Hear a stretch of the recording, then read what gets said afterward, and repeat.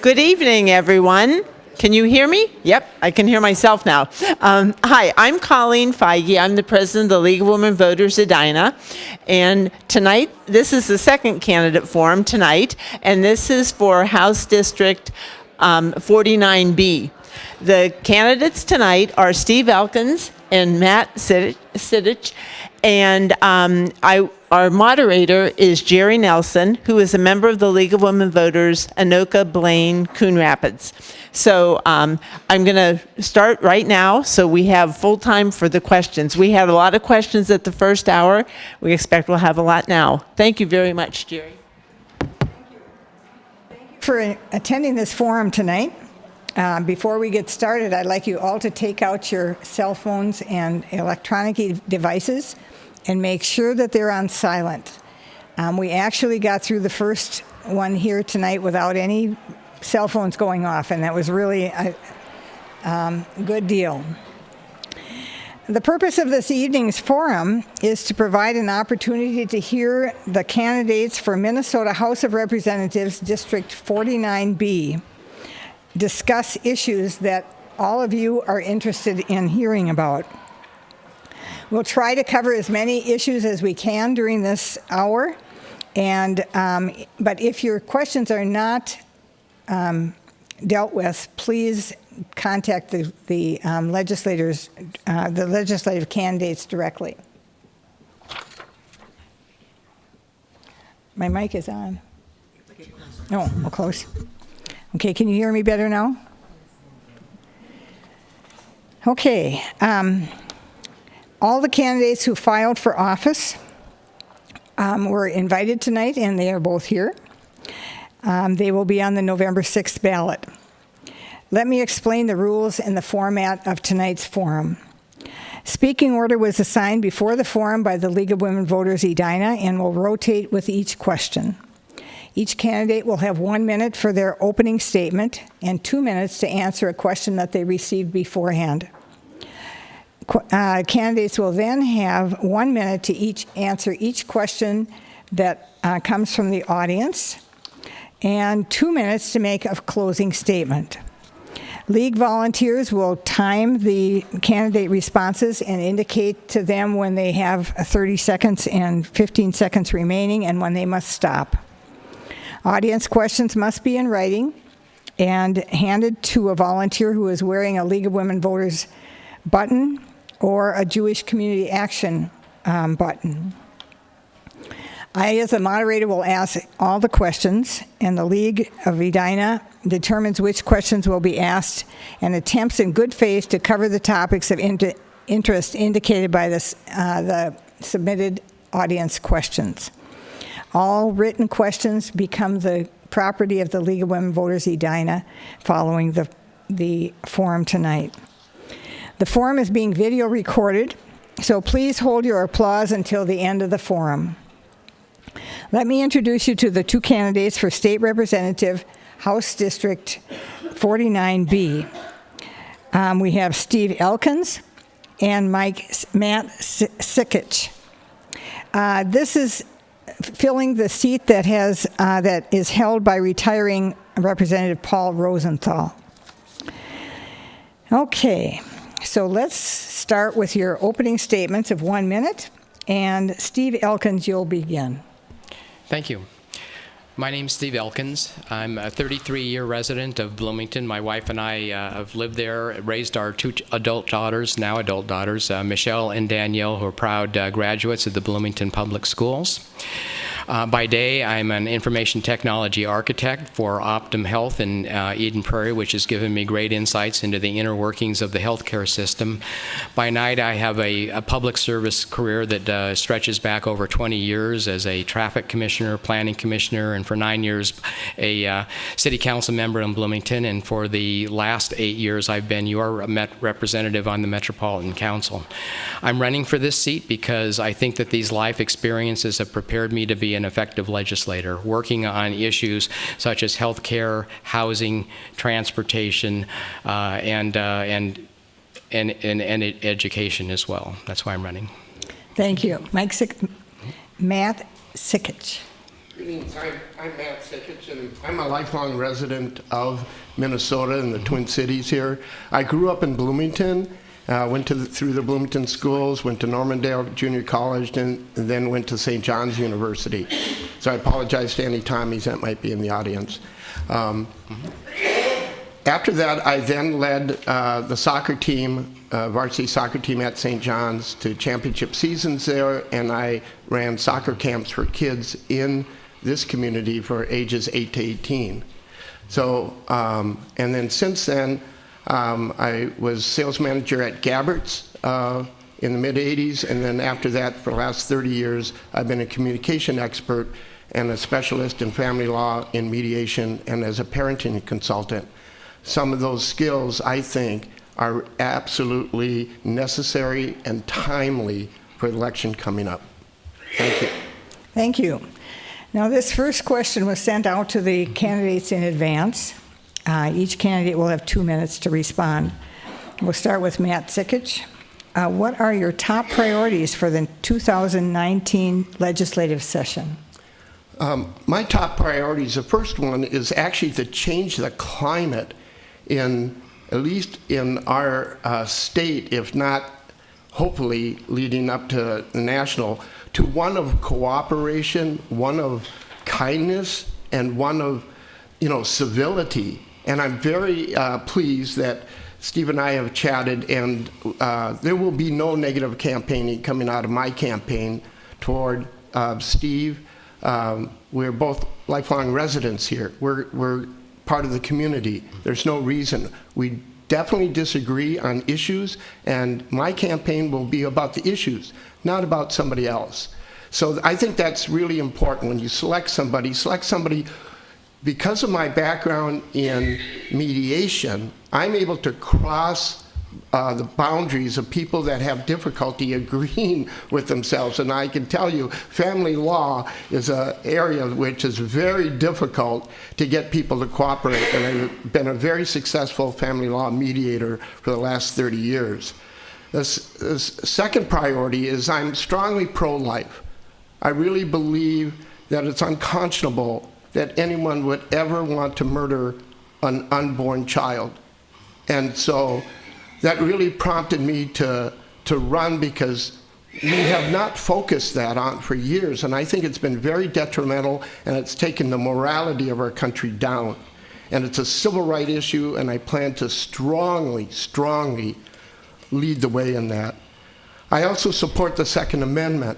I think it's been misunderstood, and I think it's paramount to us having a healthy, viable nation.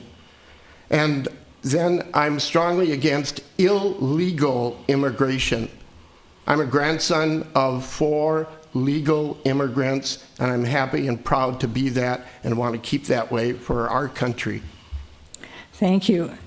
Steve Elkins, what will your priorities be for the 2019 session? Thank you. So I separate priorities into the things that I think are urgent and things that I think are important. So there are 2 urgent priorities that need to be taken care of as soon as the legislature meets.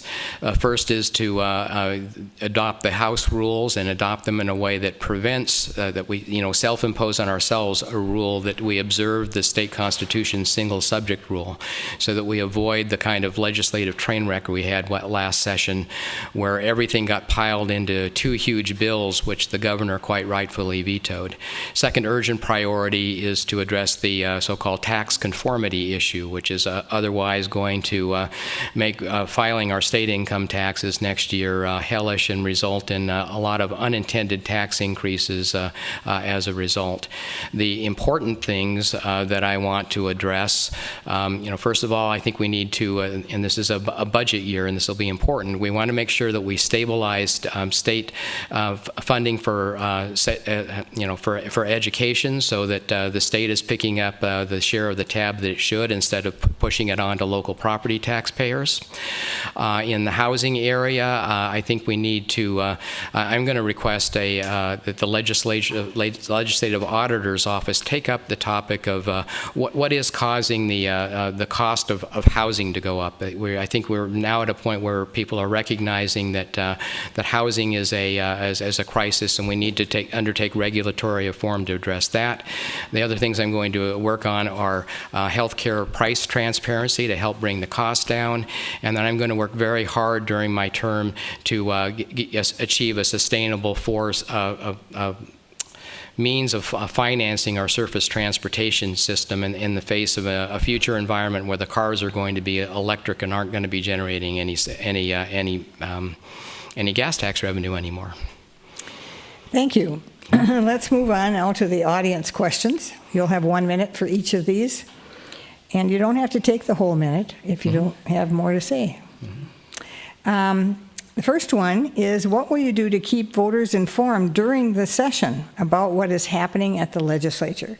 And Steve Elkins, will you start, please? Sure. I would plan to have a regular newsletter that goes out to my constituents. I've always participated actively in events hosted by community organizations such as our Chamber of Commerce and other organizations who are conveners for this sort of thing, including the League for that matter.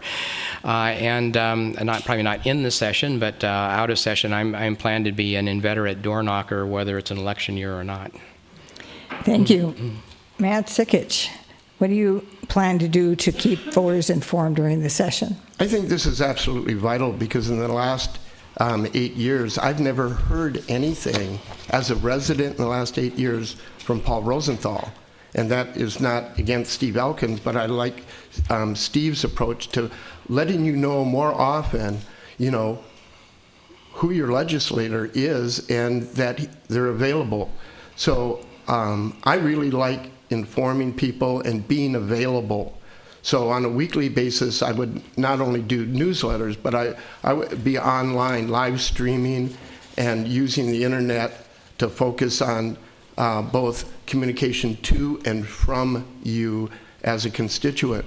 I think that's really important. I would also have town hall meetings often in order to facilitate that. Communication is a real key, and I think that's been seriously lacking in the past, and I really want to make that one of the primary focuses that I will bring to you as a voter.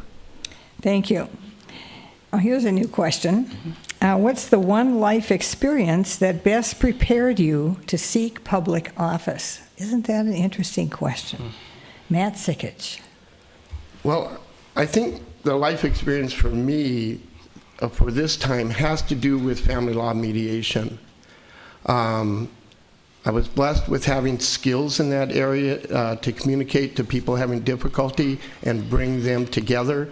And through that, it just so happened that in the nature of the last number of years, nationally and locally, there's been such chaos, gridlock, and negativity that I think we have to get rid of that and have people who have, diametrically opposed views and personalities be able to come together in a room and talk things out. And instead of playing a tug of war, we actually look to what we can give to an outcome, what we can create together that we can, work in common for.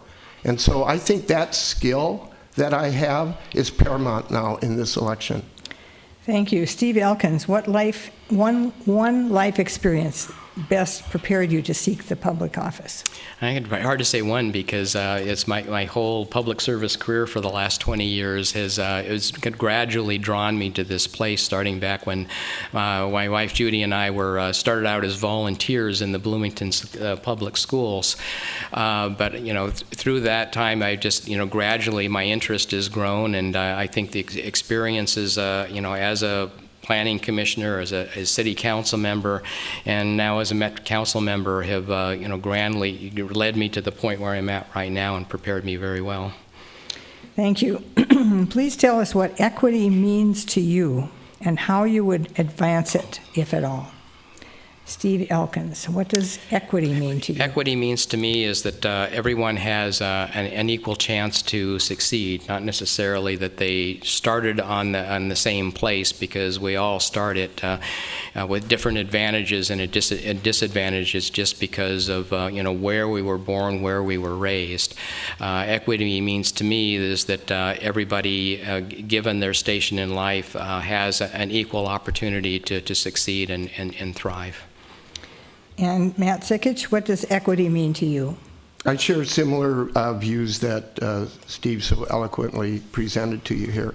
And in addition to that, equity to me means the right to life must be equal. Unborn should have the same rights as the born in our country. So that's a civil rights issue for me, and that's all about equity. The other things is that I believe equity has to go that no one is above the law and no one should be in any way demeaned or shortchanged because of their race, religion, any condition that they might have in their life. And I think that's so important that we treat and honor each other as really precious children of God, our Creator, and that we treat each other in that manner. Thank you.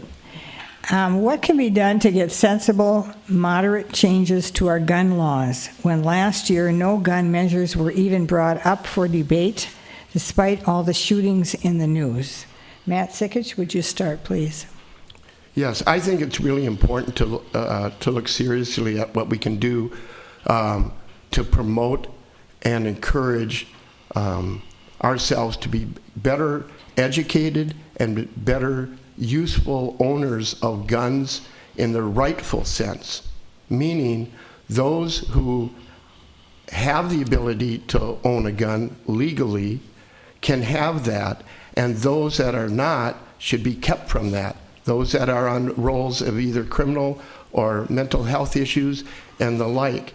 I think there's nothing wrong with us taking the measures to train and equip. My daughter served in the Navy when she was 19 years old. She knows how to handle a gun. So does my son-in-law. And it is an age requirement. It's about what we bring to the table to help people be responsible with these types of elements in our society. Thank you. Steve Elkins, what can be done to get sensible, moderate changes to our gun laws? Sure. Well, the first thing that we need to do is enable such a bill that would, for example, ban the sale of assault weapons, bump stocks, universal background checks, allow it to come to the floor for a stand-up, a vote on its own instead of trying to bundle it or not bundle it with a huge omnibus bill that may or may not give it its proper hearing. I'm a certified gun sense candidate. Believe that a common sense gun bill would include all of those features, and would very strongly advocate for getting a bill with those components in a standalone vote. Thank you. How would you address transportation and mobility issues for seniors who cannot or should not be driving? Steve Elkins. Thank you. The Met Council operates Metro Mobility, which is one of the primary providers of such services. And quite frankly, in the last couple of years, it has been something of a challenge because Metro Mobility has trouble, retaining and attracting adequate drivers to provide the services that our disabled community deserves. But we allowed our contractors to raise the wages of those drivers and so that they could retain those drivers, and gave them additional money to do so. I think the biggest thing that's coming up is the advent of shared driverless vehicles, because then you don't have to wait for a Metro Mobility bus. You'll be able to call up a driverless Uber and continue to be more independent. Thank you. Matt Sikich? Well, I think I have the ideal answer. And if you elect me, I will appoint Steve to run that division for us. I think nobody has a greater handle on that issue than Steve. He's done an excellent job, regardless of our lack of ability to get downtown right now and still get out to the airport. I kid him on those things, but really, he's a master in his field, and he has a lot to offer in that. And that's where I think we need to work together and bring people, I don't care what divergent views they have, if they have skills like Steve does, I think we should use them in the right area. So I think he's an ideal candidate to work for us in, with me as your representative. Okay. Do you support special education funding? What would you do to close the funding gap? Matt Sikich. When it comes to special education, mental health issues, all the things that we need to address for those who are the most vulnerable in our society, I think we need to be all in. I think that's something we really lacked in our country is to look and band together and see what we can really do to those who have challenges in their life. Most of us here tonight are really blessed in so many different areas, and we need to be able to, give a hand up to those who need help and to go, and I think that's the proper use of government, that we can, as a community, let the government be our representative to those people in our community that we can truly care for. Thank you. Steve Elkins, what about special education funding? Yeah, this is a federal mandate, and I think it would be nice if the federal government invested more of its own funds to plug the gap. It's probably not going to happen, so I think it's a perfectly appropriate thing to do to increase funding for special education out of the state's general fund budget. Thank you. Since we have a Met Council person here, we've got to ask this question. Do you support the dismantling of the Met Council? Why or why not? I don't think we should abolish the Met Council, because I don't know about you guys, but I like flushing my toilet. People don't realize that the Met Council is a $1 billion operation, operates most of the region's transit system and all of the region's sewer system. So in addition to the planning functions that it serves with related to transportation through its Transportation Advisory Board, which is chaired by Mayor Hovland, and park planning. I don't think that people here really appreciate it. Well, let's say I did an address to the Edina Rotary back in February, explaining to what the Met Council did, and I had afterwards had like dozens of people coming up to me and said, I didn't know the Met Council did all of those things. But think about the impact within Bloomington. Met Council supported and helped fund things like 66 West, the pedestrian improvements on France Avenue, the 9 Mile Creek Bikeway, many of the redevelopments around town. So no, we can't get rid of the Met Council. Thank you. Matt Sikich, how do you feel about the Met Council? Well, I think I've spoken to that prior, but if that were to continue, I think, I fully support Steve in being in that position that he holds right now. So I think you have a win-win here. Elect me to the legislature, have Steve on the Met Council, and our community is now at work, right? Okay, Matt, Minnesota is suffering from a crisis in diseases of despair, most notably abuse of opioids. What would you do to address this crisis? For me, I think it's really important to look at the overall issue, and to me, our children go to drugs, sex, and other types of things because they're not loved at home. I mean, my 30 years as a parenting consultant leads me to really look at the real issue is in the home. And we need to strengthen families, and we need to make that bond, and we need to bring services, and which Minnesota is rich, by the way, if we can get those services to those who need them, to catch them at the point where they can change their lives and turn it around. And I do a lot of support in the community to organizations and that are in those fields. Thank you. Steve Elkins. Okay, I think that we need to address the sources of despair. Mental health services are also underfunded, but if people have jobs, they're employed, they're succeeding in their lives, then they don't turn to opioids. And I think just trying to clamp down on their accessibility obviously isn't working well enough, and so we've got to go to address the sources. Thank you. What experiences do you have that will enable you to serve the district's increasing diverse population? Steve Elkins. Sure. As a Metropolitan Council member, equity is one of the lenses through which we, frame all of our policy issues. It's been a major focus for us. Give an example, before this Met Council took office, the council had a policy of farming out the placement of bus shelters to advertising companies. Basically, they would put up the bus shelters for free and put advertising on them in exchange. And what we found is that all the bus shelters were going to the best advertising locations rather than the locations to where they actually was the most need. So we changed that policy and found out, okay, where are the people who need the bus shelters, and started putting them there. So I think it's those kinds of things that we can actually tangibly change that. Okay, Matt Sikich, what experiences do you have that will enable you to serve the district's increasingly diverse population?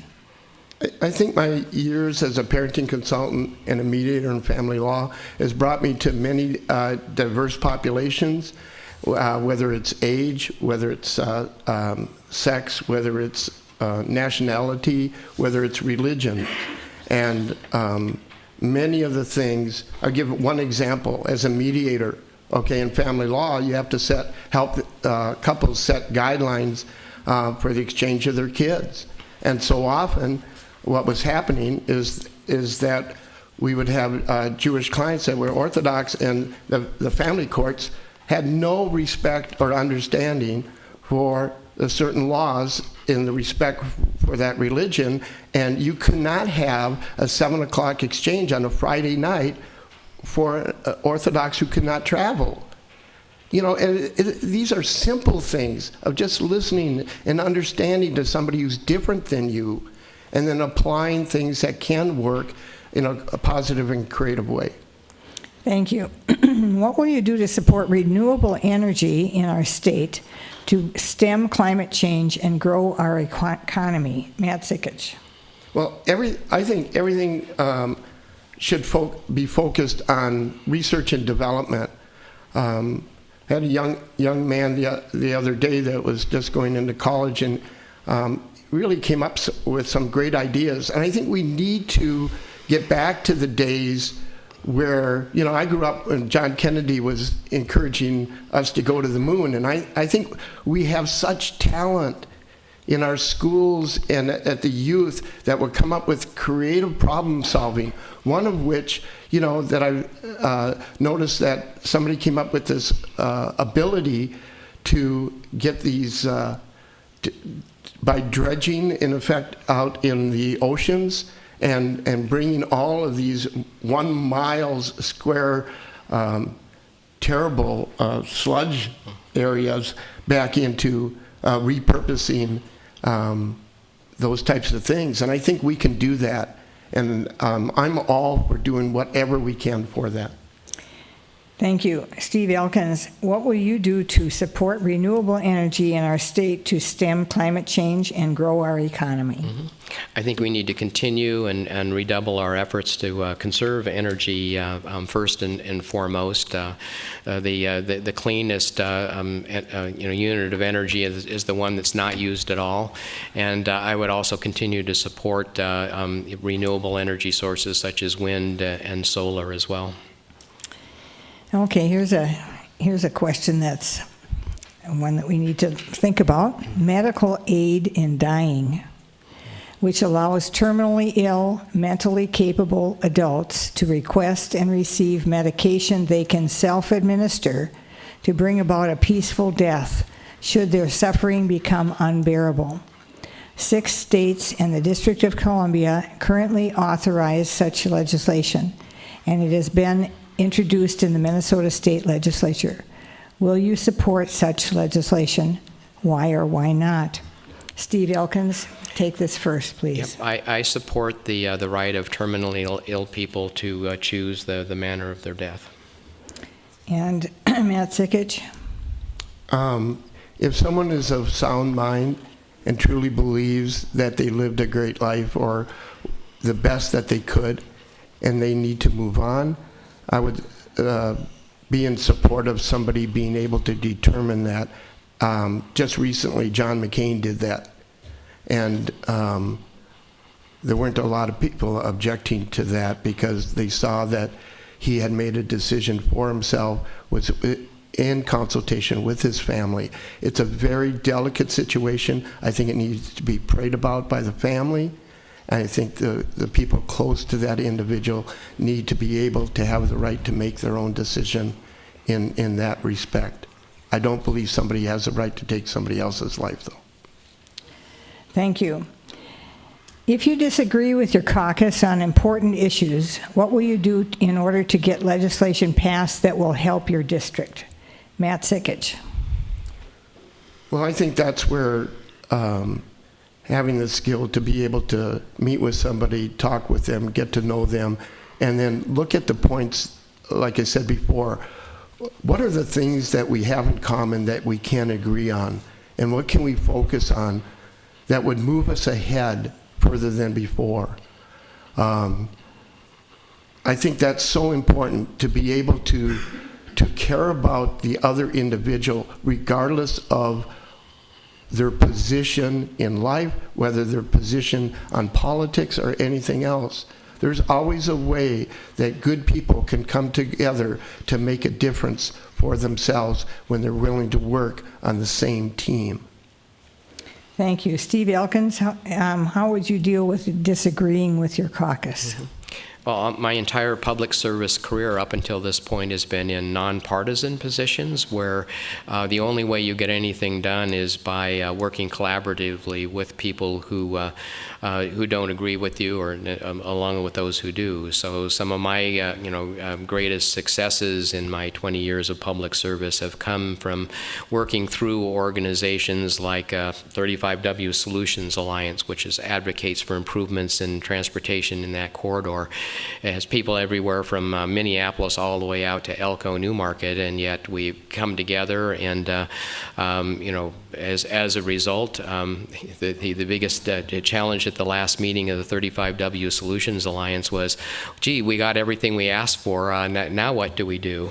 And so, but it's a perfect example of, putting the partisan differences aside to come together and to achieve a common purpose. Okay. Do you support adding a third lane to Highway 62 crosstown? If so, how should this be paid for? Steve Elkins. Sure. I definitely think that we can use an extra lane on the Crosstown 62. MnDOT just had a study on how to make improvements on both 494 and 62 and came up with a number of improvements for both highways that could significantly improve the traffic flow, some of which on 62 wouldn't actually cost all of that money. So I'm supportive of MnDOT's plans to make those improvements on the crosstown.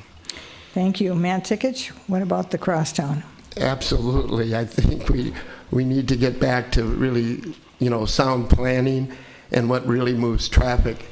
And in the meantime, while that's being looked at, could we at least open the second lane on crosstown from Edina to the airport? Because you have to funnel down to one lane. This one lane on the right is wide open. I, to this day, can't understand why that's not being used in that. And all I got to say is, I think I built better things when I was 8 years old in my sandbox than what we've got in our transportation. And I think we just need to look at the things that can move people efficiently and effectively.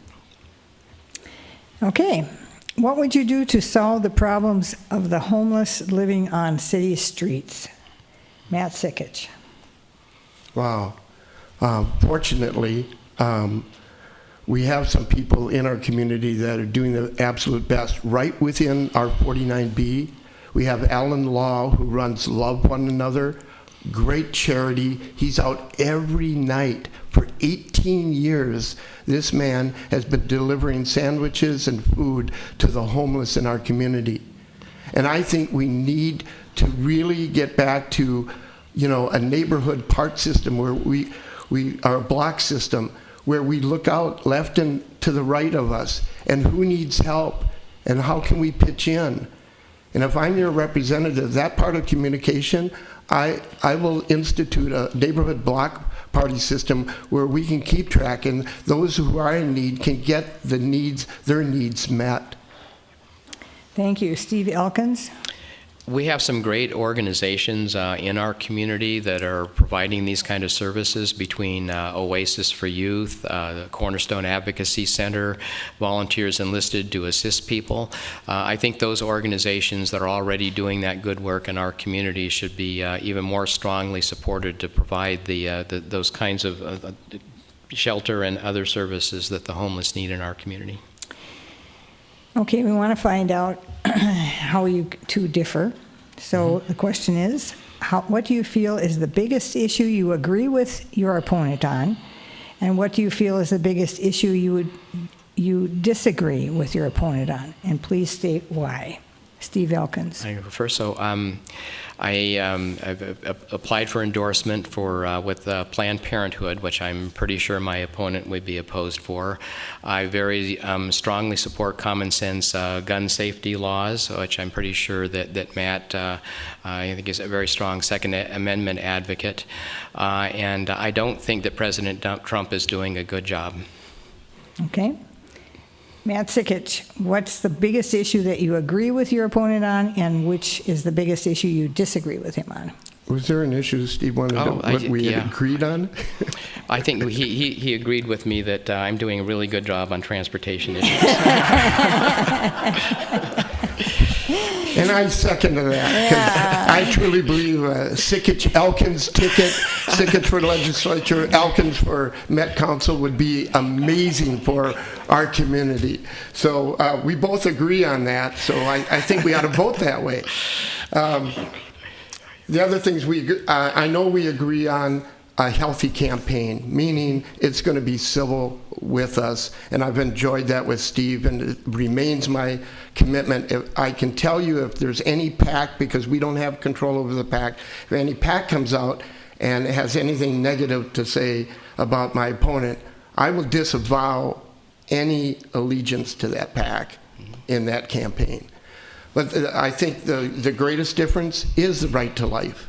We strongly disagree with our approach, and I think that's an issue that is clear and convincing, and it's something that I think everyone needs to look and examine for this election.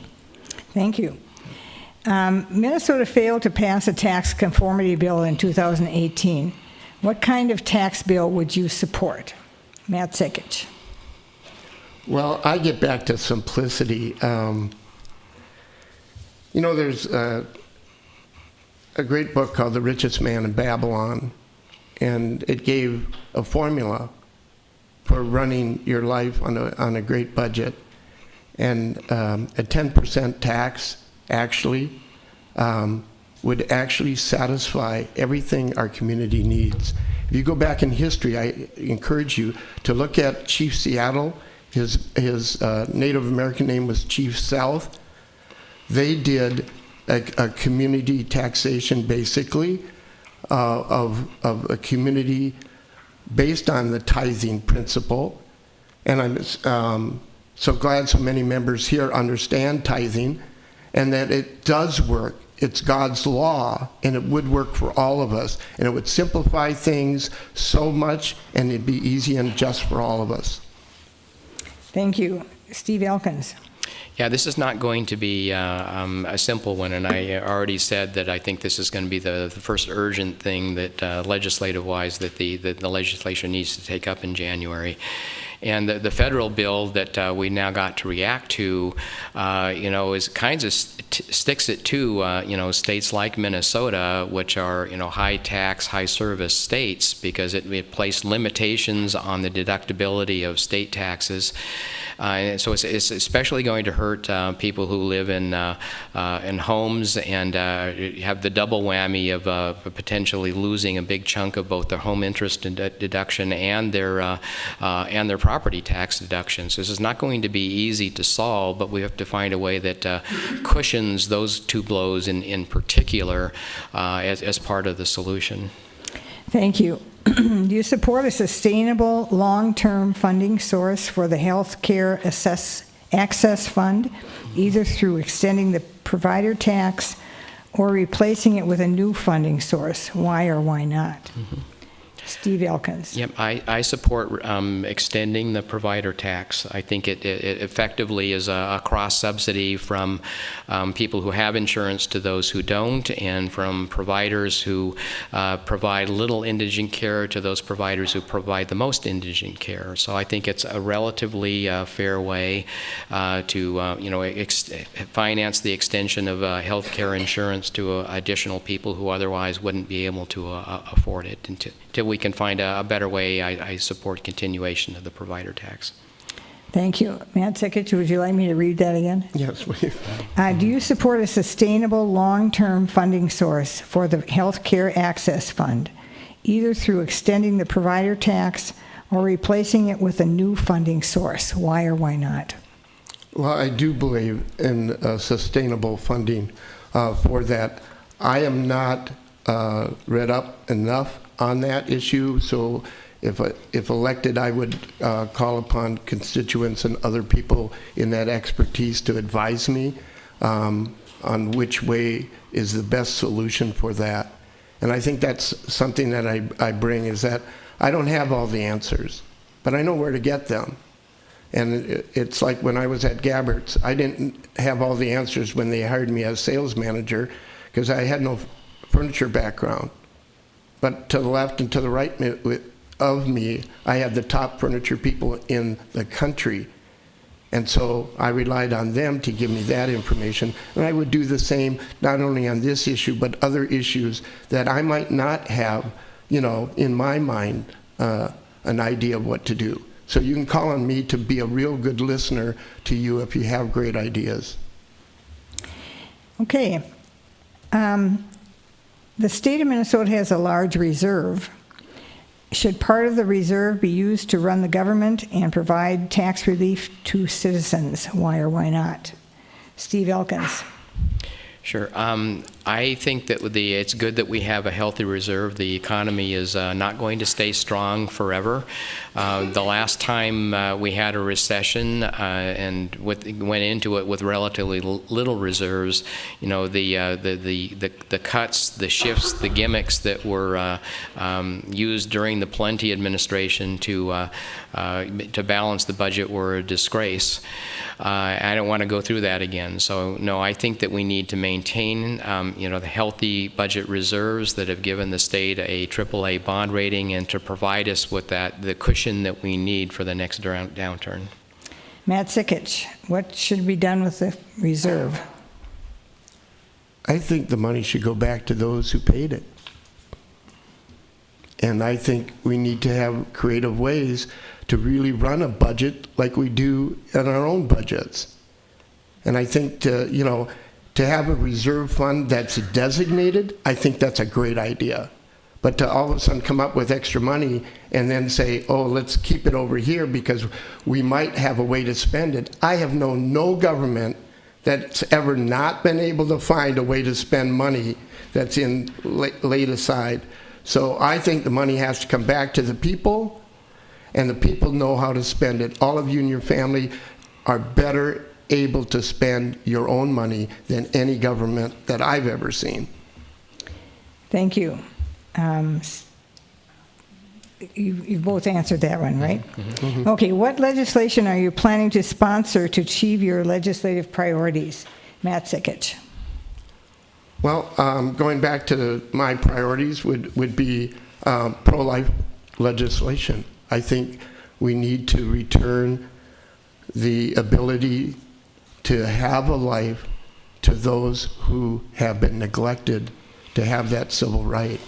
So that I will sponsor and call upon people.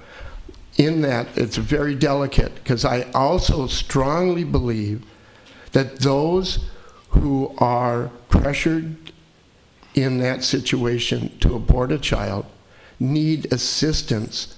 So many people, so many women are at a time in their life that they do not have the support.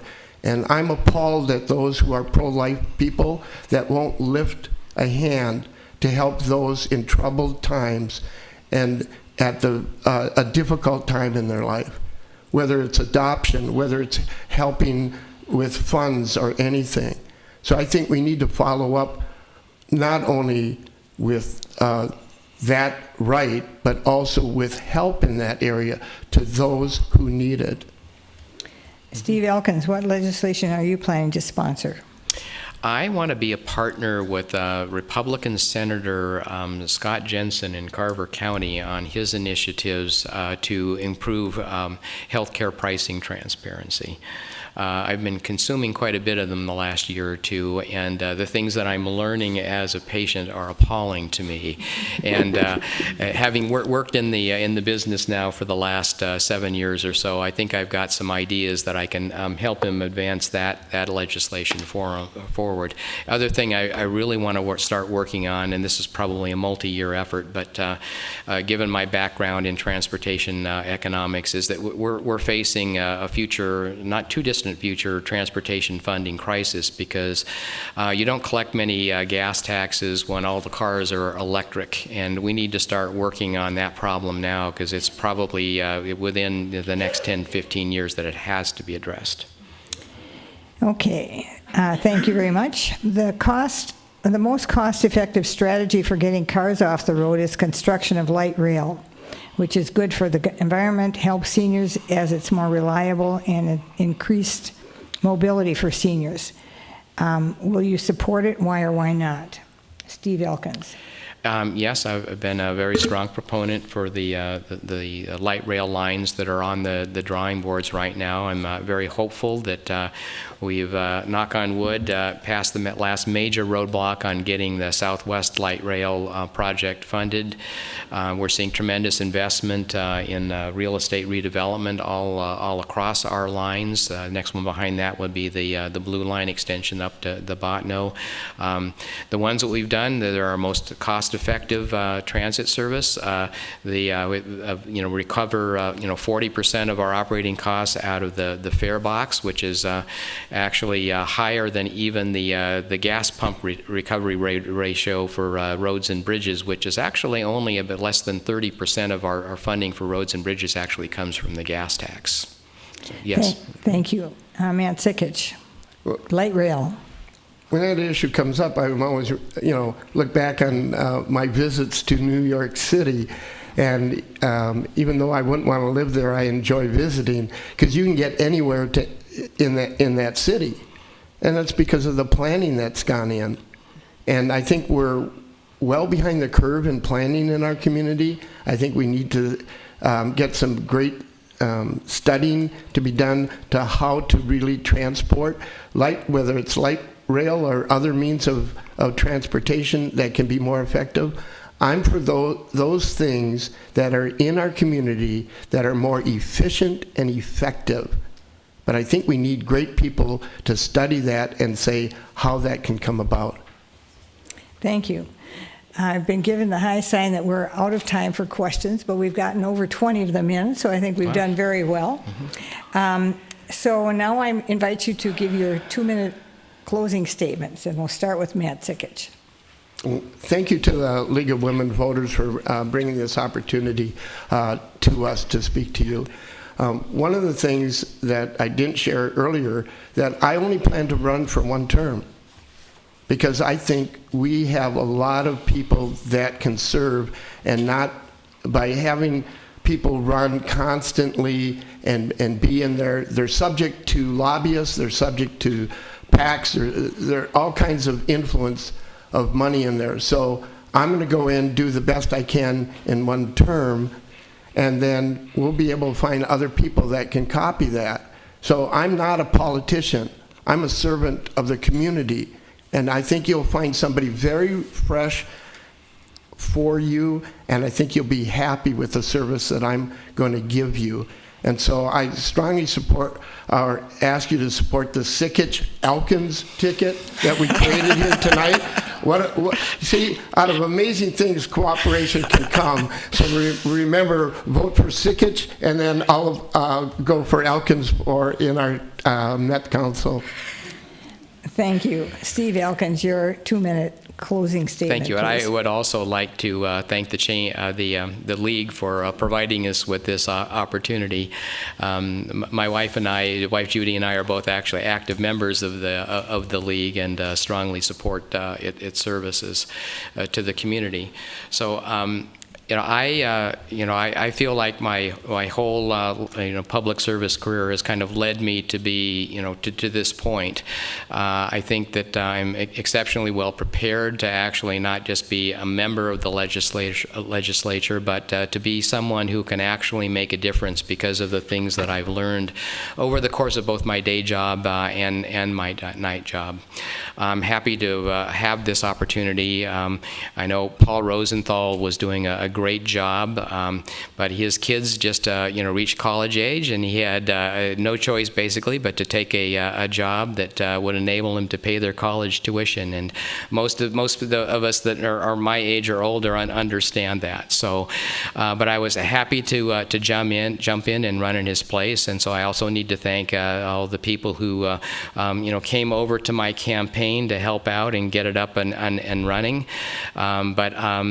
I really do feel prepared. I think that I'm going to be able to land in the legislature, work across the aisle, and that the experiences I've had, the knowledge that I've acquired, is going to allow me to actually, affect the legislative agenda on issues like healthcare, like transportation, like housing, and I'm looking forward to having that opportunity to serve you all. Thank you. Thank you so much, candidates, for participating in this forum and for running for office. It's important to our democracy that we have people in this, citizens that will do this for us. Thank you to the League of Women Voters of Edina and the Jewish Community Action for sponsoring this forum tonight. We have been videotaping this forum, and it will be made available online in a variety of ways. So you need to listen carefully here. The city of Edina, let's see, it will be available through the city of Edina and for broadcast on Edina TV. Edina TV is available to Comcast subscribers on channel 813 for high definition and channel 16 for standard definition. Edina TV is available to CenturyLink Prism subscribers on channel 1236 for high definition and 236 for standard definition. The forum will also be available for viewing on the League of Women Voters Edina's website, lwvedina.org, and on the City of Edina's website, edinamn.gov, and on YouTube. Tell your friends. However they want to watch this, they can find out about these candidates. And we really learn about them, don't we, in this kind of a situation when they're sitting side by side answering the same questions. So thank you so much for attending tonight. Remember to vote on Tuesday, November 6th, and this concludes the forum for the House of Representatives, District 49B. Good night.